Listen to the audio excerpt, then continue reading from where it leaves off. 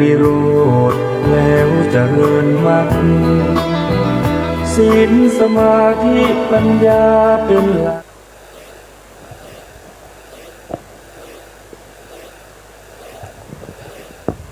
พุทธังสรณังกัจฉามิธัมมังสรณังกัจฉามิสังฆังสรณังกัจฉามิกราบนมัสการ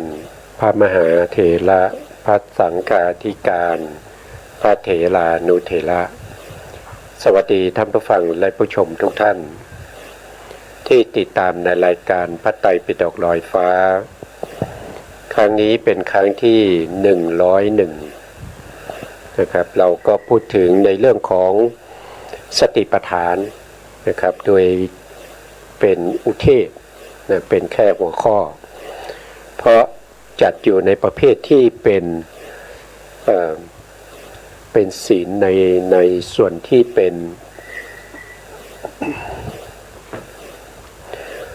นศีลในส่วนที่เขาเรียกว่าเป็นอุปาณิพันธะโคจรนะอุปาณิพันธะโคจรซึ่งอยู่ในปาติโมกข์สังวรศีลในปาติโมกข์สังวรศีลนี้ท่านก็พูดถึงอาจาระและโคจรนะครับอาจาระแล้วก็โคจรนะตอนนี้เรามาถึงตรงที่เป็นอุปนิพันธะนะครับอุปนิพันธะเราก็ดูอุปนิพันธะนะครับตรงนี้นะครับท่านพูดถึงเพราะฉะนั้นก็เราก็พูดถึงสติปัฏฐาน4พอให้จำกันได้นะครับแต่วิธีการที่เราจะนำไปประพฤติปฏิบัติเราก็ต้องพูดกันอีกครั้งหนึ่งนะครับพูดกันอีกครั้งหนึ่งว่าเราจะทำยังไงนะครับถ้าเราจำสติปัฏฐานหัวข้อหลักๆไว้ได้ว่าสติปัฏฐานนั้นมีอยู่4อย่างอย่างเงี้ยมีในส่วนที่เป็นกายานุปัสสนาสติปัฏฐานว่าโดยหมวดธรรมแล้วก็มีอยู่ทั้งหมด14นะครับมีอานาปานสติปัปพะนะครับอิริยาบถปัปพะสัมปชัญญะปัปพะแล้วก็ปฏิกูลปัปพะแล้วก็ธาตุปัปพะอันนี้ก็เป็น5แล้วก็มีที่เป็นซากศพนะครับเป็นซากศพที่เราที่เราเรียกว่าเป็นนวสีวะทิกะปัปพะอีก9นะครับซากศพมี9รวมก็จะเป็น14ทีนี้พอเราจำพวกนี้ได้นะครับเราก็จะไม่ยากในการที่จะมาศึกษาเพิ่มเติมรายละเอียดต่อไปก็จะง่ายขึ้นนะเวทนาก็จะมีบัพพาเดียวนะครับแต่พระองค์ก็ทรงจำแนกแยกออกไปเป็น3อย่างเนี่ยเวทนาแล้วก็เวทนาประเภทมีอามิตรที่เจือด้วยอมิตรคือเจือด้วยกรรมคุณ5เนี่ยเรียกว่าเป็นเวทนาที่มีอมิตรแล้วก็เวทนาที่ไม่มีอมิตรก็คือเวทนาประเภทที่เป็นไปในฌานจิตตั้งแต่สมาธิที่เป็นอุปจาระขึ้นไปนั่นก็เป็นส่วนที่ไม่มีอามิตรไม่เจือด้วยอมิตรอย่างเงี้ยครั้งที่แล้วนี่ผมติดท่านผู้ฟังไว้เรื่องของเวทนานะครับว่าเวทนาท่านที่ผมพูดถึงเวทนาว่าโดยการเสวยอารมณ์ก็มีอยู่3ว่าโดยอินทรีย์ก็มี5นะครับถ้าว่าโดยทวารก็มี6ใช่ไหมพอพูดถึงทวารเนี่ยผมก็พูดถึงว่าเวทนาที่เกิดทางตาเวทนาที่เกิดทางตานี้จะชื่อว่าอะไรนะครั้งที่แล้วผมลืมนะครับเวทนาที่เกิดทางตาก็จะเรียกว่าเป็นเวทนาที่เกิดทางตาก็จะเรียกว่าจักขุนะจักขุสัมผัสสชาเวทนานะครับจักขุสัมผัสสชาเวทนานั่นก็คือท่านพูดถึงว่าเวทนาที่เกิดจากผัสสะแต่ผัสสะนี้เกิดทางทวารตานะครับก็เลยเป็นจักขุแล้วก็มีสัมผัส แล้วก็ชาเวทนาชานี่ก็คือชาติก็คือเกิดนั่นเองเกิดทางไหนก็คือเกิดทางตาเรียกว่าจักขุสัมผัสสชาเวทนาเมื่อเราเห็นอารมณ์ที่ดีเราเรียกว่าเป็นอิทธารมณ์ใช่ไหมครับอิทธารมณ์ก็นำมาซึ่งเวทนาที่เป็นสุขเวทนาถ้าเห็นสิ่งที่ไม่ดีก็เป็นอนิจฐารมณ์อนิจฐารมณ์ก็นำมาซึ่งทุกขเวทนาถ้าเห็นแล้วก็ดีก็ไม่ดีไม่จะว่าเสียก็ไม่เสียธรรมดาทั่วๆไปอารมณ์ก็เฉยๆก็เราเรียกว่าอารมณ์นั้นเป็นมัชฌตารมณ์มัชฌตารมณ์เป็นเหตุเป็นปัจจัยให้เกิดเวทนาที่เป็นอุเบกขานะเพราะฉะนั้นเวทนาที่เกิดทางตาเรียกว่าจักขุสัมผัสสัชชาเวทนาเวทนาที่เกิดทางหูก็เรียกว่าโสตสัมผัสสัชชาเวทนาเวทนาที่เกิดทางจมูกก็เรียกว่าคานะสัมผัสสัชชาเวทนาเวทนาที่เกิดทางลิ้นคือรับรสนะครับก็เรียกว่าชิวหาสัมผัสสัชชาเวทนาเวทนาที่เกิดทางกายก็เรียกว่ากายสัมผัสสัชชาเวทนาเวทนาที่เกิดทางใจนะครับก็เรียกว่ามโนสัมผัสสัชชาเวทนาก็เป็นเวทนาที่เกิดในทวารทั้ง6นะครับอันนี้คือครั้งที่แล้วนะครั้งที่แล้วติดท่านผู้ฟังเอาไว้นะครับวันนี้จากนั้นเราก็จากเวทนาแล้วเราก็มาพูดถึงในเรื่องของจิตตานุปัสสนาสติปัฏฐานใช่ไหมครับอันนี้พูดถึงครั้งที่แล้วนะครับเวทนานี้ก็จะมีถ้าเราเวทนาก็มี3ชนิดก็คือเวทนาและเวทนาที่มีอมิตรแล้วก็เวทนาที่ไม่มีอมิตรเวทนาเป็นไป3คือเป็นสุขเป็นทุกข์และอุเบกขาเวทนาที่มีอมิตรก็เป็นสุขเป็นทุกข์แล้วก็อุเบกขาเวทนาที่ไม่มีอมิตรก็เป็นสุขเป็นทุกข์แล้วก็อุเบกขาเพราะฉะนั้นรวมก็ได้9เวทนานะเวทนาแล้วเราก็ศึกษาในเรื่องของจิตใช่ไหมครับจิตก็มีทั้งหมดเนี่ยมีอยู่16อย่างมีอยู่16ประเภทด้วยกันแต่ถ้าจับเป็นประเภทจัดเป็นหมวดเขาจะนับแค่1เท่านั้นนะครับถึงแม้ว่าจิตนั้นมีราคาเราก็รู้ชัดว่าจิตมีราคาจิตนั้นไม่มีราคาเราก็รู้ชัดว่าจิตนั้นไม่มีราคาหรือว่าจิตมีโทสะหรือว่าจิตมีโมหะจิตเป็นจิตหุนคูจิตฟุ้งซ่านจิตเป็นมหคตะหรือว่าจิตเป็นสาอุตละหรืออนุตละทั้งหมดก็รวมเป็น1เดียวเท่านั้นเรียกว่า1ประภะเพราะฉะนั้นเวทนามี1ประภะจิตก็มี1ประภะแต่กายานุปัสสนาสติปัฏฐานนั้นมีถึง14ประภะมี14ประภะแล้วเราก็มาพูดถึงในเรื่องของธรรมานุปัสสนานะครับธรรมานุปัสสนาส่วนที่1เนี่ยเราพูดถึงเนี่ยนะครับที่ผ่านมาครั้งที่แล้วนะครับธรรมานุปัสสนาสติปัฏฐานประภาคที่1เรียกว่านิวรณ์นะครับนิวรณ์ก็คือเป็นเครื่องกักกั้นเครื่องที่กักกั้นคุณงามความดีบุญกุศลทั้งหลายที่เรากำลังทำอยู่มีนิวรณ์เข้ามานิวรณ์จะปิดกั้นไม่ให้เราเจริญสมาธิหรือสมถะหรือวิปัสสนาให้เจริญก้าวหน้าได้หรือว่าจะคอยขัดขวางในขณะที่เราทำคุณงามความดีทั้งหลายไม่ว่าจะเป็นประเภทที่เราให้ทานเราพรุ่งนี้เราจะไปเราเตรียมอาหารเราจะไปใส่บาตรอย่างเงี้ยพอคิดไปคิดมาเดี๋ยวมีนิวรณ์เข้ามาอย่าไปเลยพรุ่งนี้ฝนตกเดี๋ยวจิตมันก็จะอย่าไปเลยนะครับไปทำไมนะครับไปแล้วนอนสบายดีกว่าอย่างเงี้ยมันก็เป็นการเกิดขึ้นในใจของเราเป็น เป็นตัวที่มาขัดขวางในการที่เราจะทำกุศลและทำได้ไรแต่ในสติปัฏฐานนี้ท่านพูดถึงเรื่องของสมาธิแล้วก็วิปัสสนานะครับแต่นิวรณ์นี้สามารถจะกั้นเราในชีวิตประจำวันเลยนะครับในชีวิตประจำวันในการทำงานของเรานะครับบางครั้งเรากำลังเขียนหนังสืออยู่แต่ใจก็ฟุ้งซ่านไปนึกถึงคนนั้นบ้างคนนี้บ้างอย่างเงี้ยบางทีเรากำลังอ่านหนังสืออยู่เนี่ยใจก็จะฟุ้งออกไปอย่างนี้ก็เป็นนิวรณ์เหมือนกันนะครับแต่ในที่นี้มุ่งหมายเอาเฉพาะนิวรณ์ที่เกิดในสมถะแล้วก็วิปัสสนานะนิวรณ์มีอยู่ทั้งหมด5นะครับท่านบอกเนี่ยมีอยู่ทั้งหมด5อย่างที่1ก็คือกามฉันทานิวรณ์นะกามฉันทานิวรณ์เมื่อกามฉันทานิวรณ์คือความยินดีพอใจอะไรก็ตามยินดีพอใจในสิ่งที่เรานึกคิดใช่ไหมตอนนั้นเรากำลังหลับตาแล้วก็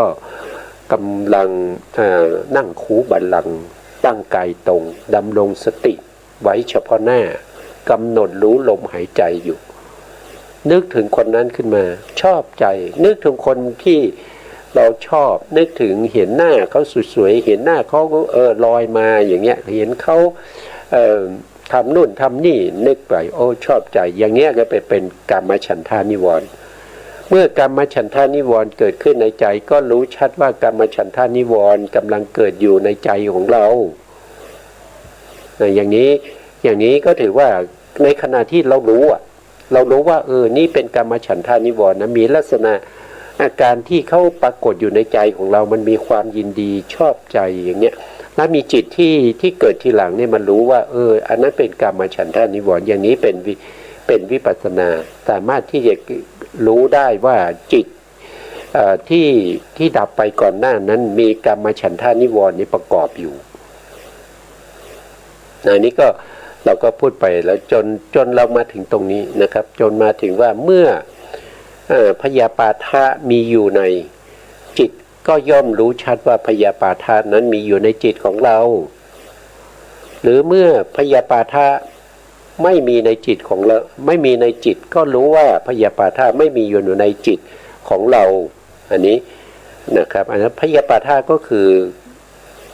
จริงๆแล้วก็ว่าโดยองค์ธรรมเนี่ยเขาคือตัวโทสะนะเขาคือตัวโทสะแต่ในขณะที่โทสะเกิดขึ้นเนี่ยมีความไม่พอใจไม่ชอบใจใช่ไหมครับในขณะนั้นไม่รู้อัดไม่รู้ธรรมเป็นอกุศลเป็นไปกับความไม่ชอบเป็นไปกับความพยาบาทก็คือผูกอาฆาตจองเวรนะครับสาปแช่งนะมันไม่ดีนะครับแต่ในขณะที่เรากำลังนั่งสมาธิหรือว่ากำลังเจริญวิปัสสนาเกิดขึ้นในใจของเราตอนแรกมันเผลอไปจิตของเราเป็นไปกับโทสะนะครับแต่ตอนหลังเรารู้นะเรารู้พอเรารู้ปุ๊บเนี่ยโทสะมันดับไปแล้วนะพยาปาทะนี่มันดับไปแล้วตัวที่รู้ก็คือจิตที่วิถีใหม่ที่เป็นมหากุศลนะมหากุศลเกิดขึ้นก็รู้จิตเมื่อกี้นี่มันมีความโกรธนะมันมีความพยาบาทมันมีความไม่ชอบใจมันประทุษร้ายอารมณ์นะรู้อย่างนี้แสดงว่าเป็นมหากุศลหรือว่าบางทีเราไม่รู้นะครับเมื่อพยาปาทะที่เกิดในจิตนะเขาเกิดร่วมกับโทสะมูลจิตโทสะมูลจิตนั้นดับไปวิธีใหม่เกิดขึ้นก็เป็นโทสะมูลจิตอีกอย่างนี้เราจะไม่รู้นะเราจะรู้เฉพาะว่าเราไม่ชอบใจรู้เฉพาะว่าคนนั้นเราไม่ชอบคนนั้นเราไม่ชอบแต่เราไม่เห็นสภาวะของจิตของเราที่เป็นโทสะถ้าเราปล่อยจิตของเราไปอย่างนั้นจิตของเราก็จะสะสมในเรื่องของโทสะที่เป็นชวนะโทสะชวนะนี้เป็นกรรมนะครับโทสะชวนะที่เกิดขึ้นในวิถีหนึ่งเนี่ยเขาจะเกิด7 ดวงเมื่อเขาเกิด7 ดวงเนี่ยมันก็เป็นอกุศลกรรมเป็นอกุศลกรรมอกุศลกรรมมีผลนะอกุศลกรรมมีผล เขาได้โอกาสเขาก็จะให้ผลแก่ใครเขาไม่ได้ให้ผลคนที่เราไม่ชอบอ่ะแต่เขาให้ผลกับผู้ที่กำลังมีจิตเป็นโทสะก็คือเรานั่นเองแต่โทสะนี้เป็นโทสะที่ไม่ได้ล่วงออกมาทางวาจาแล้วก็ไม่ได้ล่วงออกมาทางกายเป็นโทสะที่ไม่ครบองค์กรรมบทเมื่อไม่ครบองค์กรรมบทเขาให้ผลเราในประวัติการให้ผลเราในประวัติการก็คือได้กระทบสัมผัสกับสิ่งที่ไม่ดีเช่นเห็นสิ่งที่ไม่ดีที่เราไม่ชอบเนี่ยหรือว่าได้กลิ่นที่เราไม่ชอบหรือว่าได้ยินเสียงเขาด่าเราหรือได้รสที่ไม่ชอบหรือว่าถูกเขาชกเขาต่อยอย่างเงี้ยก็มาจากกรรมที่เป็นอกุศลที่เป็นพยาบาทอันนี้คือได้ให้ผลทีหลังนะครับแต่ในขณะที่เรามีจิตที่เป็นพยาบาทเกิดขึ้นน่ะในขณะนั้นมันก็ทำร้ายจิตใจของเรามันทำให้เราเนี่ยเศร้าหมองนะทำให้จิตของเราเศร้าหมองทำให้จิตของเราเล่าร้อนเขาให้ผลในขณะทั้งที่เขาเกิดแล้วก็ให้ผลในโอกาสข้างหน้าต่อไปอีกเพราะนั้นอกุศลจิตไม่ว่าจะเป็นโลภะที่มีความยินดีพอใจชอบใจก็ให้ผลเหมือนกันนะอันนั้นก็จะให้ผลเป็นสิ่งที่เป็นคือเขาให้ผลตัวเขาเป็นธรรมที่มีโทษอยู่แล้วและหลังจากที่เขาดับไปแล้วเขามีโอกาสเขาก็ส่งผลให้เราเมื่อเราได้รับผลนั้นก็เป็นความทุกข์เราจะได้รับเป็นความทุกข์เลยเพราะเป็นอกุศลไม่ว่าจะโลภะนั้นจะมีเวทนาที่เป็นสมนัตหรือเป็นอุเบกขาก็ตามก็ให้ผลเป็นความทุกข์เหมือนกันโทสะถึงมีเวทนาที่เป็นโทมนัสคือเวทนาที่เป็นทุกข์ก็ให้ผลเป็นความทุกข์เหมือนกันในขณะที่จิตของเราเนี่ยฟุ้งซ่านไปนะอันนี้เป็นโมหะนะฟุ้งซ่านไปกำลังสงสัยลังเลสงสัยเรากำหนดลมหายใจอย่างนี้มันถูกหรือเปล่านะครับเราเจริญอานาปานสติเนี่ยเรากำหนดลมหายใจเนี่ยมันถูกไหมถูกตามที่อาจารย์เขาพูดไหมและอาจารย์เนี่ยเขาเคยปฏิบัติไหมสงสัยอาจารย์นี่เขาสอนตามที่พระพุทธองค์พระพุทธเจ้าแสดงไว้หรือเปล่าสงสัย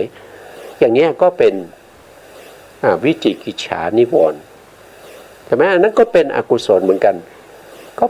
ก็เป็นกรรมเหมือนกันเป็นมโนกรรมให้ผลในประวัติการเหมือนกันเมื่อให้ผล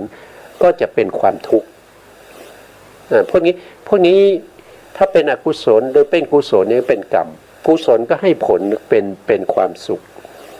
อกุศลก็ให้ผลเป็นความทุกข์นะก็จะเป็นอย่างนี้แต่การที่เราเจริญวิปัสสนาเนี่ยเราจะต้องกำหนดใช้ก็คือต้องมีสตินะต้องมีสตินี่กำหนดรู้ถึงอารมณ์ที่ปรากฏแก่เราติดต่อเนื่องกันไม่ว่าในขณะที่เราเห็นเราก็ต้องกำหนดรู้ว่าสิ่งที่เราเห็นนั้นมันไม่ใช่สัตว์ไม่ใช่บุคคลเป็นแต่สภาวะนิสตะนิชีวะสภาวะไม่ใช่สัตว์ไม่ใช่บุคคลเป็นแต่สภาวะเราก็ต้องกำหนดให้ทราบซึ้งเข้าไปในสภาวะธรรมนั้นติดต่อเนื่องกันถ้าเราติดต่อเนื่องกันเนี่ยอกุศลมันเข้ามาแทรกไม่ได้นิวรณ์เข้ามาแทรกไม่ได้พยาบาทเข้ามาแทรกไม่ได้กามฉันทะความยินดีเข้ามาแทรกไม่ได้แต่ถ้าเราเมื่อไรสติเราไม่มีกำลังสติเราขาดไปอกุศลจะเข้าทันที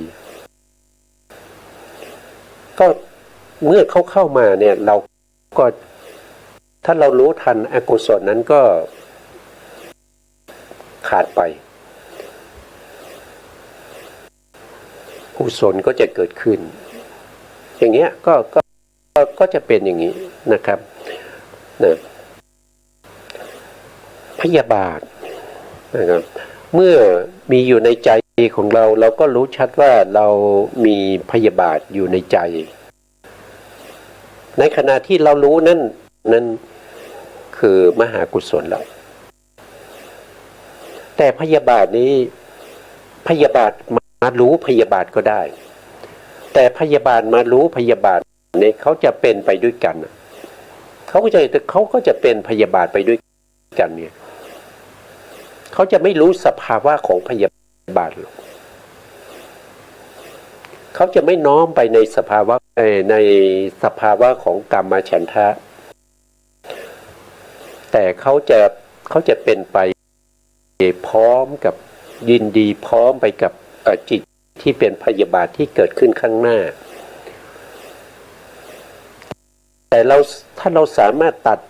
วงจรของพยาบาทของวิถีได้ให้วิถีนั้นน้อยที่สุดแทนที่วิถีที่เกิดเป็นโทสะนี้มีเป็นเพราะว่าจิตให้ลดลงเหลือแค่เท่าไหร่ลงไว้แล้วก็มีวิถีที่เป็นมหากุศลเข้ามาแทรกในช่วงระยะเวลาที่เรานับนะครับที่เรากำหนดพยายามให้มหากุศลเกิดขึ้นบ่อยๆมหากุศลรู้ลักษณะที่จตุกะของสภาวะของกามฉันทะแล้วก็พยาบาทะนั่นเองเบื้องต้นจะต้องเป็นอย่างนั้นนะครับแต่ยังไม่ต้องไปนึกคิดพิจารณาอะไรให้ลักษณะคือเครื่องหมายใช่ไหมครับคือเครื่องหมายเครื่องบ่งชี้ว่าสิ่งนี้เป็นอะไรให้ปรากฏชัดเจนก่อน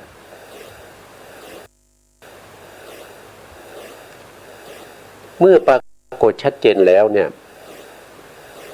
เราก็จะรู้ได้ว่าสภาวธรรมที่มีลักษณะอย่างนี้เนี่ยเกิดขึ้นแล้วในใจของเราเนี่ยอาการปรากฏเขาเป็นยังไงหรือว่าจะรู้ว่ามีเหตุอะไรที่ทำให้เขาเกิดขึ้นอันนั้นคือเหตุใกล้เนี่ยก็จะเป็นอย่างนี้ก็ถ้าเรารู้ทั้งลักษณะที่จตุกะทั้งที่เป็นลักษณะหรือเป็นลดแล้วก็ส่วนที่ใกล้ให้เกิดอย่างนี้ถือว่าเราสามารถที่จะเข้าถึงวิปัสสนาญาณแต่การเข้าถึงวิปัสสนาญาณนี้จะต้องปรากฏชัดเจนนะคือหมายถึงว่าจิตเราจะต้องสงบแล้วก็นิวรณ์นี่สงบไปสมาธิเป็นอุปจารสมาธิในการรู้เห็นลักษณะที่จตุกะของสภาวธรรมที่เป็นสังขารธรรมที่ปรากฏอยู่ในใจของเราไม่ว่าจะเป็นกามฉันทะนิวรณ์พยาบาทนิวรณ์มี5ต่อไปข้อที่3นะครับข้อที่3ก็คือพยาบาทนะพยาบาทข้อที่3ก็คือถีนมิทะนะครับถีนมิทะหูทำให้จิตเนี่ยหดหู่ท้อถอยจากอารมณ์หดหู่ท้อถอยนี้ก็น่าจะเข้าใจนะครับส่วนมิทะนี่เป็นสภาวะที่ซึมเศร้าส้อยหงอยเหงาอันนี้มีองค์ธรรมอยู่2ตัวนะครับถีนะตัวหนึ่งแล้วก็มิทะตัวหนึ่งไม่ใช่ตัวเดียวกันถีนะไม่ใช่มิทะมิทะไม่ใช่ถีนะเป็นสภาวะที่เกิดร่วมกันเกิดร่วมกันแล้วถอยจากอารมณ์ ในขณะที่เรากำลังกำหนดในเรื่องของกายานุปัสสนาสติปัฏฐานอยู่ใจเราก็หดหู่ท้อถอย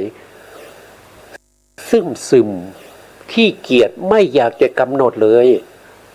ง่วงเหงาเหานอนอยากจะหลับอย่างนี้แสดงว่าถูกถีนมิทะครอบงำอยู่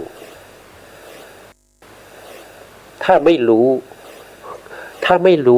ไม่พยายามที่จะออกจากถีนมิทะก็เป็นไปกับ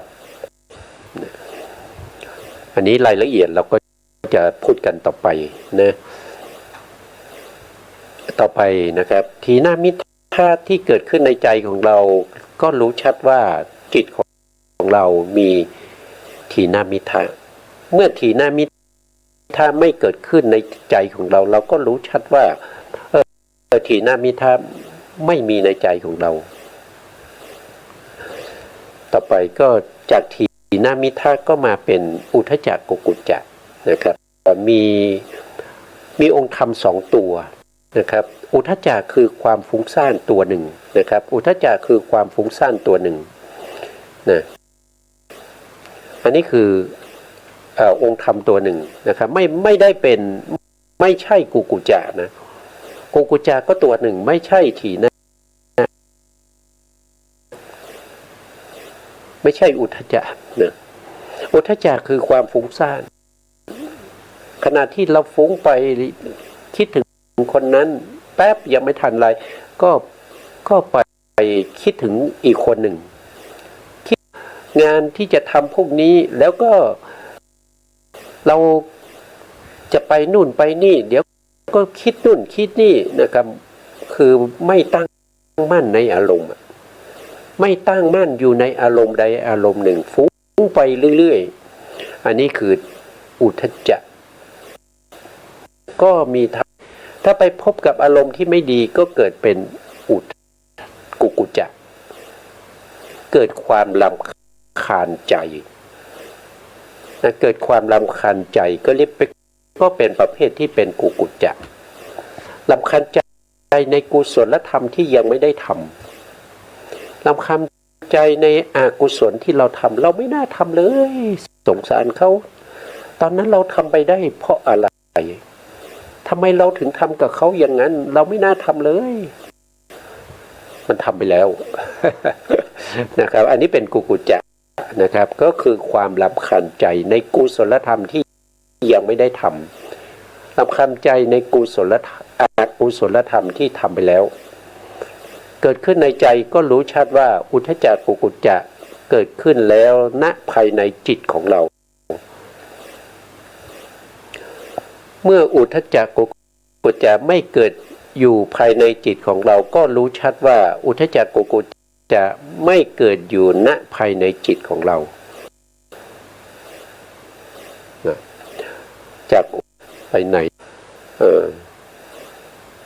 ต่อไปก็วิจิกิจฉานะครับวิจิกิจฉาก็คือความสงสัยลังเลสงสัยในเรื่องของพระธรรมนะ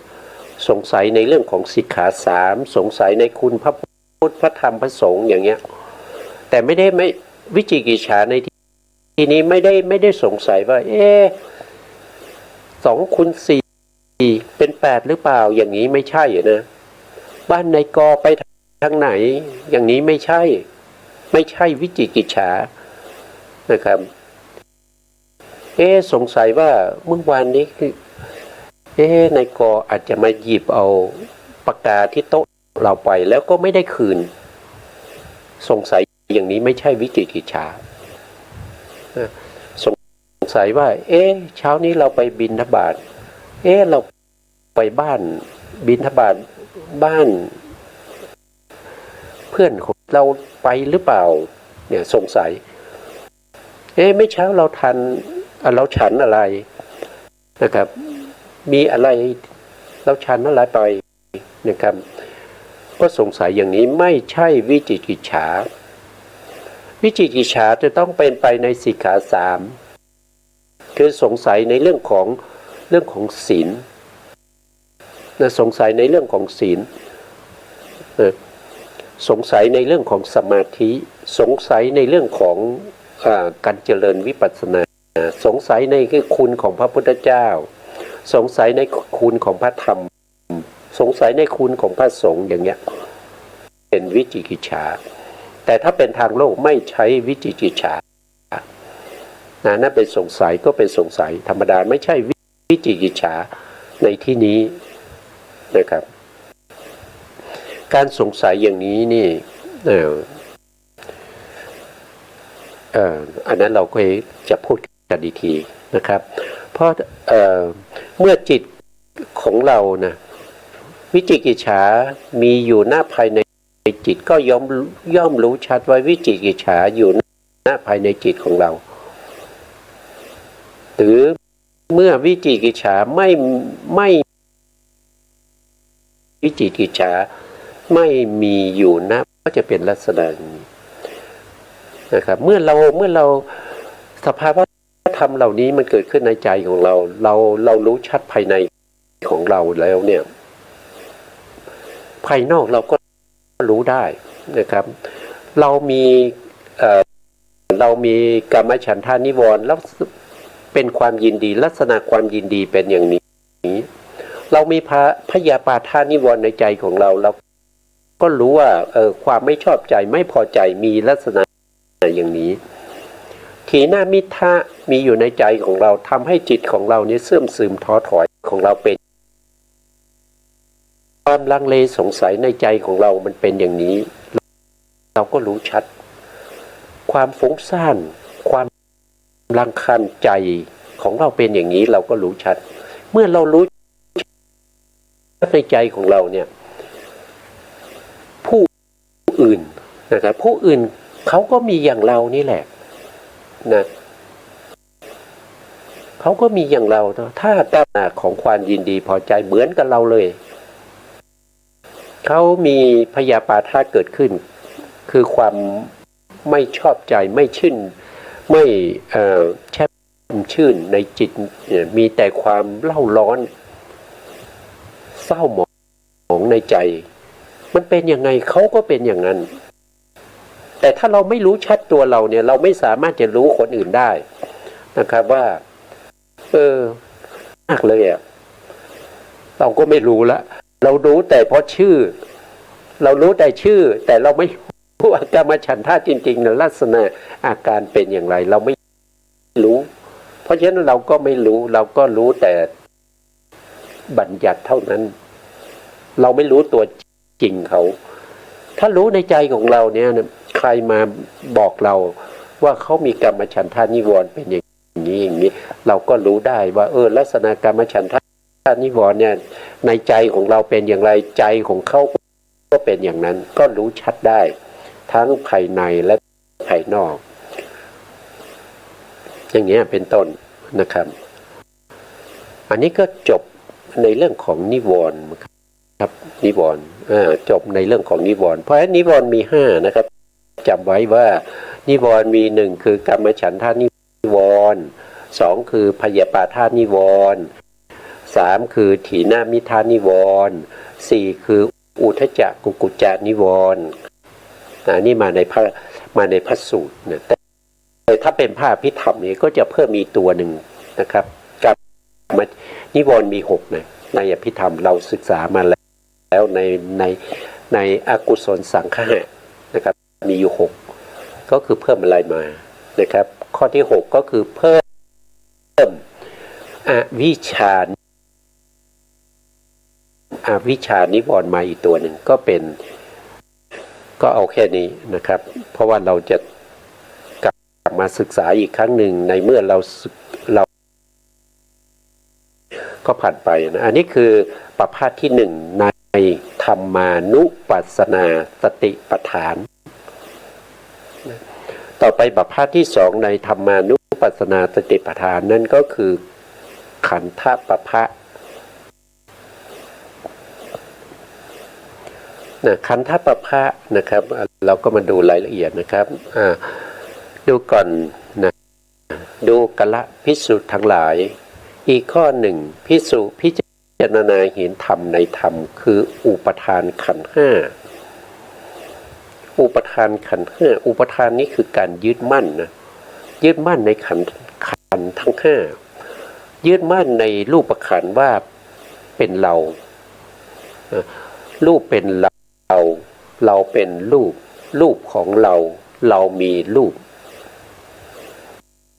เห็นรูปเป็นอัตตาของเราเมื่อเห็นเป็นอัตตาของเราเราก็ยึดมั่นในรูปนั้นว่าเป็นของเราอย่างนี้อันนี้เป็นในรูปเนี่ยยึดมั่นในเวทนาขันธ์เพราะว่าขันธ์ห้านี่มีรูปขันธ์ใช่ไหมครับที่สองก็คือเวทนาขันธ์ก็ยึดมั่นในเวทนาขันธ์เหมือนกันว่ายึดว่าเวทนาของเราเป็นเวทนาเวทนาอยู่ในเราอยู่มองไม่เห็นว่าเวทนาเป็นแต่สภาวะธาตุอย่างหนึ่งที่ทรงไว้ซึ่งการเสวยอารมณ์เกิดขึ้นตามเหตุตามปัจจัยชั่วขณะหนึ่งเท่านั้นแล้วก็จะดับไปตามเหตุตามปัจจัยเราไม่รู้ขนาดนั้นเพราะว่าอะไรเพราะหนึ่งเราก็ไม่ได้ศึกษาไม่ได้เล่าเรียนมันก็ไม่รู้นะครับแต่เมื่อเราศึกษาเล่าเรียนแล้วเราก็จะเริ่มรู้นะครับเริ่มรู้การให้เรารู้มากขึ้นเนี่ยก็ขึ้นอยู่กับว่าเราได้ยินได้ฟังบ่อยๆนะครับได้ยินได้ฟังบ่อยๆทำให้เราเกิดขึ้นแต่ไม่ว่าอะไรก็ตามถ้าเราไม่เคยได้ยินได้ฟังเนี่ยเราไม่สามารถที่จะรู้ได้นะครับเราไม่ใช่สัพพัญญูเราไม่ใช่เป็นพระพุทธเจ้าเนี่ยเราไม่สิ่งที่อยู่ในตัวเรายังไม่รู้นะครับยังไม่รู้เลยนะครับนะครับที่ไม่เคยได้ยินได้ฟังพระธรรมของพระพุทธเจ้าแล้วที่จะสามารถรู้ได้ว่าสิ่งนี้เป็นโลภะสิ่งนี้เป็นโทสะสิ่งนี้เป็นกุศลสิ่งนี้เป็นอกุศลสิ่งนี้เป็นอภยกตาไม่รู้ต้องได้ยินได้ฟังก่อนนะครับเพราะฉะนั้นผู้ที่ปฏิบัติเนี่ยจะต้องเป็นบุคคลที่ได้ยินได้ฟังมีสัจจญาณมาก่อนมีปริยัติมาก่อนนะครับถ้าไม่มีปริยัติมันปฏิบัติได้อันนี้เป็นหลักความจริงนะครับเพราะทุกสิ่งทุกอย่างจะทำงานก็ตามนะครับถ้าเราไปทำงานเราเป็นพนักงานใหม่เนี่ยเขาก็จะต้องมีการสอนงานให้เราอยู่ๆเราไม่รู้อะไรเลยสมัครเข้าไปสอบได้ก็เขาจับเราไปนั่งแล้วก็ทำงานเลยเราก็ทำไม่ได้ไม่เข้าใจนะครับต้องมีพี่เลี้ยงต้องมีคนแนะนำถึงจะทำได้นะครับนั่นก็ยังต้องมีนะครับต้องมีความรู้ต้องมีสัจจญาณขันธ์ห้านะครับมีรูปขันธ์มีเวทนาขันธ์มีสัญญาขันธ์สัญญาขันธ์สัญญาคือการจำได้หมายรู้นะครับเป็นลักษณะอาการอะไรพวกนี้ที่เขาเป็นนิมิตให้เขาจำได้อะเขาจำได้นะครับอันนี้คือผู้หญิงผู้ชายอันนี้คืออักษรที่เป็นกอไก่ขอไข่อย่างเงี้ยอันนี้คือจำได้นะรู้ด้วยการจำอันนั้นคือสัญญาเป็นพื้นฐานนะครับไม่ใช่เป็นตัวรู้ที่เป็นสิ่งที่รู้เนี่ยมีอยู่3อย่างนะครับก็มี1ก็คือสัญญา2ก็คือวิญญาณก็รู้แต่วิญญาณก็รู้ทั่วไปนะครับ3ปัญญาเป็นผู้รู้แจ้งรู้ทุกสิ่งทุกอย่างมา ปไมยครูบาอาจารย์ท่านอธิบายนะครับท่านก็บอกว่าสัญญาก็คือรู้จำก็เหมือนกับเด็กนะครับรู้ในเงินเหรียญกระสาบนะครับรู้ว่าอันนี้ซื้อขนมได้ธนบัตรนี้ซื้อขนมได้แต่ไม่รู้หรอกว่ามีค่าเท่าไหร่อย่างไรแต่นั่นก็คือได้แก่วิญญาณแต่ถ้าเป็นสัญญาก็ขึ้นมาอีกระดับหนึ่งก็คือสามารถรู้ได้ว่าธนบัตรนี้20 บาทนะครับมีมูลค่า20 บาทสามารถที่จะซื้อสิ่งนั้นได้ตามมูลค่าถ้าเป็นวิญญาณเขารู้เฉยๆนะเขารู้ว่าเป็นธนบัตรนะไปซื้อขนมซื้อแล้วก็ไม่รู้ว่าจะได้รับเงินทอนเท่าไหร่หรือว่าอาจจะไม่สนใจเพราะเป็นเด็กไม่สนใจไม่สนใจเงินมูลค่าแต่อยากจะได้อันนั้นก็เอาธนบัตรใบ100ไปซื้อ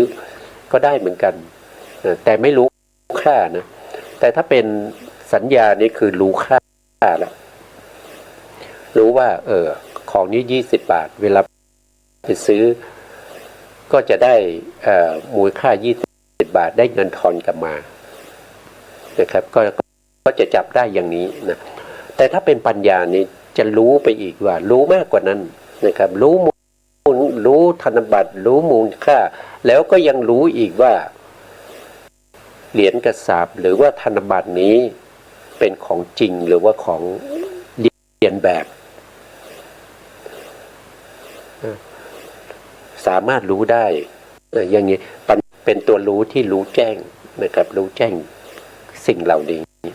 แต่ปัญญาจะเกิดขึ้นได้เนี่ยก็ต้องได้ยินได้ฟังมาก่อนต้องมี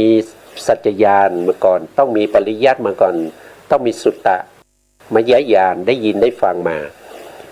ถ้างั้นปัญญาไม่เกิดปัญญาก็ไม่เกิดเพราะไม่รู้คนที่จะรู้ว่าธนบัตรนี้ปลอมหรือว่าธนบัตรนี้จริงก็ต้องมีธนบัตรที่ปลอมกับที่จริงเนี่ยมาเทียบกันอันไหนปลอมอันไหนจริงก็ต้องผู้รู้จะบอก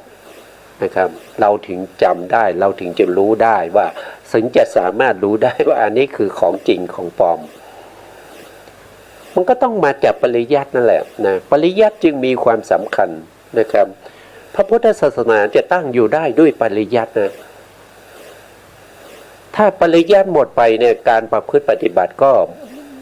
หมดไม่ต้องพูดถึงนะถ้าปริยัติไม่มีการจะมาเจริญสมถะวิปัสสนาตามแนวพระพุทธศาสนามันเป็นไปไม่ได้เพราะไม่มีใครรู้ไม่มีใครสามารถที่จะสอนได้คนที่จะสอนได้หรือว่าจะพูดได้เนี่ยก็ต้องได้รับฟังมาจะต้องมีปริยัติมา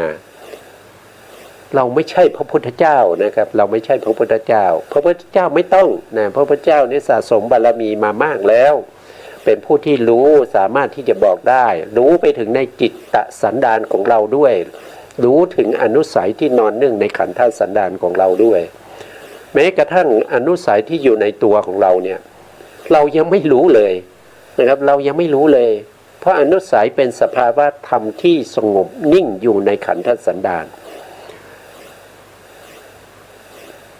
ที่เกิดขึ้นในใจแล้วที่เรารู้นั้นมันไม่ใช่อนุสัยมันเป็นปริยุฐานะกิเลสละมันไม่ใช่อนุสัยกิเลสที่ล่วงออกมาทางกายทางวาจาก็เป็นกิเลสระดับหยาบที่เรียกว่าเป็นวีติกมกิเลสมันก็มีอย่างเนี้ยมันก็ต้องเป็นอย่างนี้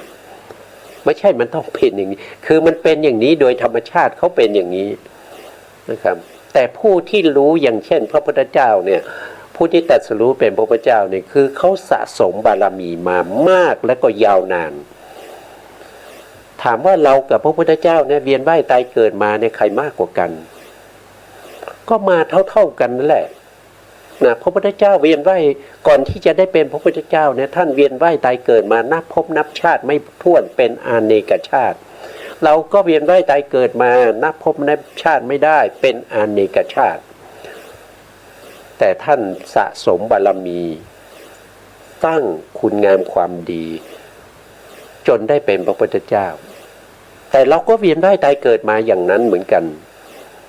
แต่เราก็ไม่ได้อะไรเลยนะครับเราพบพระพุทธเจ้ามาในอดีตชาตินี่มากมายนะครับมากกว่าเม็ดทรายในมหาสมุทรแต่เราก็ไม่ได้สะสมบารมีไม่ได้รับมรดกของพระพุทธเจ้าเหล่านั้นเลยเราจึงไม่รู้ถ้าเราอยากจะรู้เราจะพัฒนาตัวของเราให้เข้าถึงความเป็นพระอริยะเราต้องศึกษาปริยัติก่อนแล้วก็นำปริยัติไปประพฤติปฏิบัติใครว่าปริยัติไม่สำคัญคนนั้นคือไม่ใช่บุคคลในพระพุทธศาสนาเขาไม่รู้นะครับเขาไม่รู้เนี่ยไม่อาศัยปริยัติการประพฤติปฏิบัติก็ย่อมมีแต่ผิดทางถ้าเป็นไปอย่างนั้นก็ไม่ต้องมีพระพุทธเจ้านะครับไม่ต้องมีพระพุทธเจ้ามาสอนไม่ต้องมีพุทธพจน์ที่พระพุทธองค์ได้ตรัสไว้ในที่เราเรียกทุกวันนี้ก็คือพระไตรปิฎกเรียกโดย3เป็นพระไตรปิฎกถ้าเรียกโดย5เป็นนิกาย5ถ้าเรียกโดยองค์9นะครับก็เป็นสัตตุศาสตร์มีองค์9ถ้าเรียกโดย2ก็จะเป็นพระวินัยกับพระธรรมถ้าเรียกโดยธรรมขันธ์เนี่ยก็มีถึง 84,000 พระธรรมขันธ์พระธรรมขันธ์ 84,000 พระธรรมขันธ์นั้นเป็นพระพุทธเจ้านะเป็นตัวแทนของพระพุทธเจ้านะครับพระพุทธเจ้าพระองค์ได้ตรัสไว้ก่อนที่จะปรินิพพานว่าเมื่อเราล่วงลับไปแล้วคือเราปรินิพพานไปแล้วเนี่ยผู้ที่จะเป็นศาสดาของพวกเธอทั้งหลายนั่นก็คือได้แก่พระธรรมที่เรากล่าวไว้ดีแล้ว 84,000 พระธรรมขันธ์เหล่านั้นจะเป็นศาสดาของพวกเธอต่อไปนะครับอันนี้ก็เป็นชี้ให้เห็นว่าปริยัติเนี่ยมันเป็นอายุของพระพุทธศาสนามันเป็นสิ่งที่เราจะต้องศึกษาเล่าเรียนถ้าเราปรารถนาความเจริญในพระพุทธศาสนาแต่ถ้าเราไม่ปรารถนาความเจริญในพระพุทธศาสนาก็ตามอัธยาศัยไม่ต้องเรียน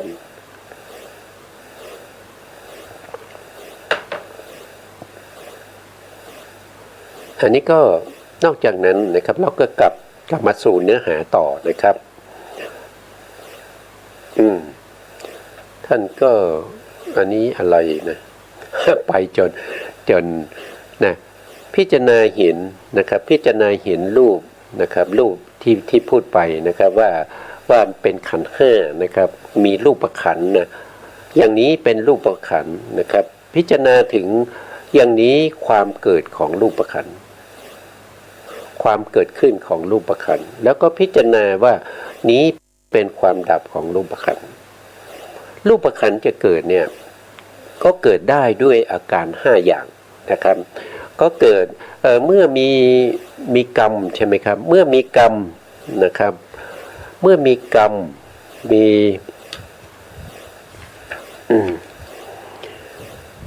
เมื่อมีกรรมนะมีอวิชชามีตัณหามีกรรมแล้วก็มีอาหารแล้วก็มีลักษณะอาการเกิดขึ้นของรูปขันธ์เรียกว่านิพพติเมื่อครบ5อย่างนี้รูปขันธ์ย่อมเกิดใครมีอวิชชาใครมีตัณหาแล้วก็ทำกรรมอยู่นะครับแล้วก็อาศัยอาหารรูปขันธ์ก็จะเกิด นะลักษณะการเกิดของรูปขันธ์ก็จะเป็นนิพพัตติเพราะฉะนั้นรูปขันธ์จะเกิดได้ด้วยอาการห้ารูปขันธ์จะดับล่ะรูปขันธ์จะดับก็ดับด้วยอาการห้าเมื่อตัณหาดับรูปขันธ์ก็ต้องดับเมื่ออวิชชาดับรูปขันธ์ก็ต้องดับเมื่อกรรมดับรูปขันธ์ก็ต้องดับเมื่ออาหารดับรูปขันธ์ก็ต้องดับแล้วก็นิโรธหรือลักษณะการดับของรูปขันธ์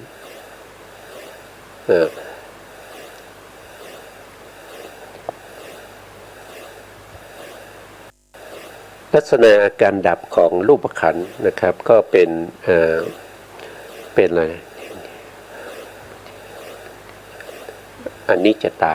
นะอนิจจตาเป็นอาการดับของรูปขันธ์นะเวทนาก็เช่นเดียวกันนะครับเวทนาก็เช่นเดียวกันเวทนาก็จะต้องเวลาเขาเกิดเนี่ยเขาก็เกิดด้วยอาการ5อย่างนะครับเวทนาจะเกิดได้เนี่ยก็ต้องมีอวิชชานะครับอวิชชาตัณหากรรมแล้วก็ผัสสะนะอาหารไม่มีนะผัสสะนี้ถ้าเราจะจำแนกโดยอาหารที่เป็นนามอาหารก็ได้เขาจะเรียกว่าเป็นผัสสะอาหารนะครับจัดอยู่ในประเภทอาหารก็เป็นผัสสะอาหารผัสสะอาหารนี้ก็นำมาซึ่งเวทนานะครับเวทนาก็เกิดลักษณะการเกิดของเวทนาก็เป็นนิพพัตตินะครับก็คือการเกิดขึ้นของเวทนานั้นเพราะฉะนั้น5อย่างนะครับอวิชชาตัณหากรรมแล้วก็ผัสสะก็4ใช่ไหมอวิชชา1ตัณหา2กรรม3ผัสสะ4นิพพัตติ5นะครับอันนี้คืออาการเกิดแต่ถ้าจะดับก็ต้องดับอวิชชาดับตัณหาแล้วก็ไม่ทำกรรมผัสสะก็ไม่เกิดผัสสะไม่เกิดลักษณะอาการเกิดของเวทนาก็ไม่มีนี่ก็เป็นเวทนาดับนั่นเองสัญญาก็เช่นเดียวกันสัญญาก็เป็นขันธ์เป็นสัญญาขันธ์เป็นสัญญาขันธ์สัญญาก็เช่นเดียวกันสัญญาก็ต้องรู้ชัดถึงอาการเกิดขึ้นของสัญญาสัญญาจะเกิดก็เกิดด้วยอาการ5อวิชชาเกิดตัณหาเกิดกรรมเกิดแล้วก็มนสิการเกิดนะครับมนสิการเกิดสัญญาก็เกิดอาการเกิดขึ้นของสัญญาก็เป็นนิพพติของสัญญานะสัญญาจะดับก็ดับด้วยอาการ5ก็คือกรรมดับตัณหาดับนะอวิชชาดับแล้วก็มนสิการดับนิพพติดับเนี่ยก็สัญญาก็จะดับสัญญาขันธ์แล้วก็วิญญาณขันธ์นะครับวิญญาณขันธ์เป็นขันธ์ที่5ก็เช่นเดียวกันนะครับวิญญาณขันธ์นะครับวิญญาณขันธ์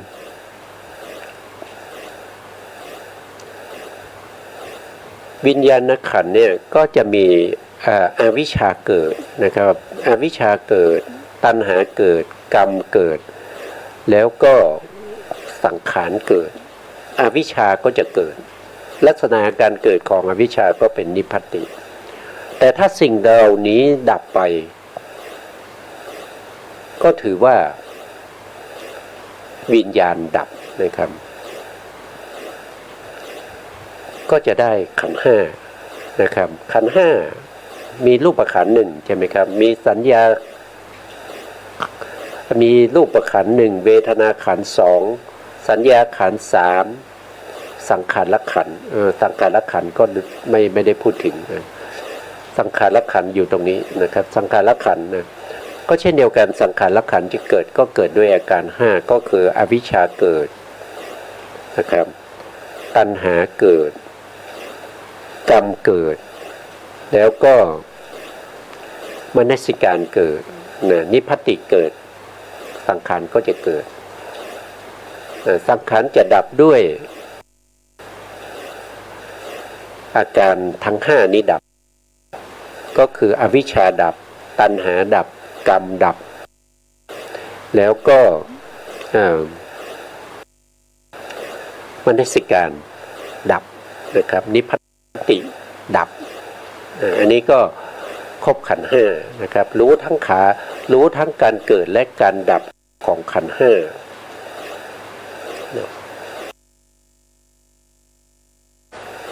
รู้ทั้งภายในและภายนอกนะครับรู้ชัดทั้งภายในและภายนอกภายในก็คือในตัวเราต้องรู้ก่อนนะครับรู้ในตัวเราก่อนรู้ชัดในตัวเราก่อนแล้วก็คนอื่นก็เช่นเดียวกันนะครับก็รู้เช่นเดียวกันสามารถรู้ได้เช่นเดียวกันนะครับวันนี้ก็วันนี้เวลาเราหมดแล้วนะครับ